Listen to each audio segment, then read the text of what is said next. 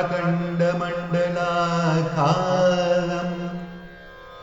व्याप्तं येन चराचरम् तत्पदं दर्शितं येन तस्मै श्री गुरवे नमः। अज्ञानतिमिरन्धस्य ज्ञानाञ्जनशलाकया चक्षुरुन्मीलितं येन तस्मै श्री गुरवे नमः। गुरो ब्रह्मा गुरो विष्णु गुरुर्देवो महेश्वर गुरुरेव परं ब्रह्म तस्मै श्री गुरवे नमः। स्थावरं जङ्गमं व्याप्तं यत्किञ्चित् सचराचरं तत्पदं दर्शितं येन तस्मै श्री गुरवे नमः। चिन्मयं व्यापितं सर्वं त्रैलोक्यं सचराचरं तत्पदं दर्शितं येन तस्मै श्री गुरवे नमः।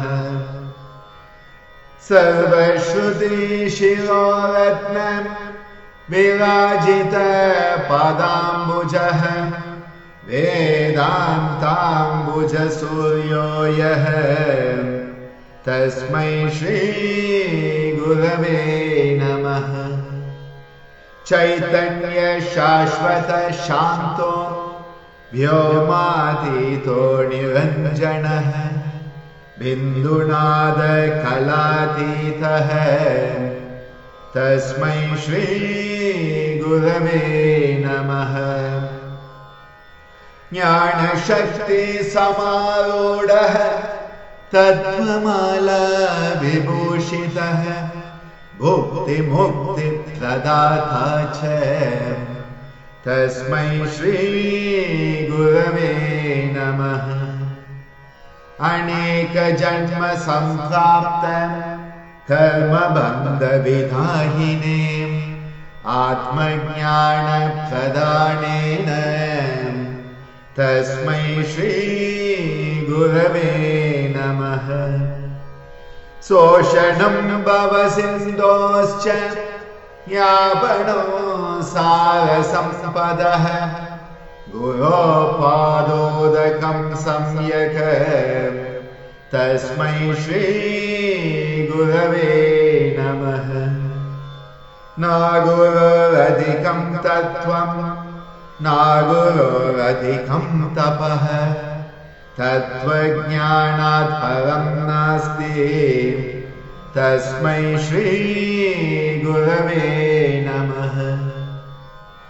मन्नाथ श्री जगन्नाथः मद्गुरो श्री जगद्गुरुः मदात्मा सर्वभूतात्मा तस्मै श्री गुरवे नमः। गुरु आदिरणादिश्च गुरो परमदैवतं गुरो परतरं नास्ति तस्मै श्री गुरवे नमः। त्वमेव माता च पिता त्वमेव त्वमेव बन्धुश्च सखा त्वमेव त्वमेव विद्या द्रविणो त्वमेव त्वमेव सर्वं मम देव देव त्वमेव सर्वं मम देव देव त्वमेव सर्वं मम देव देव।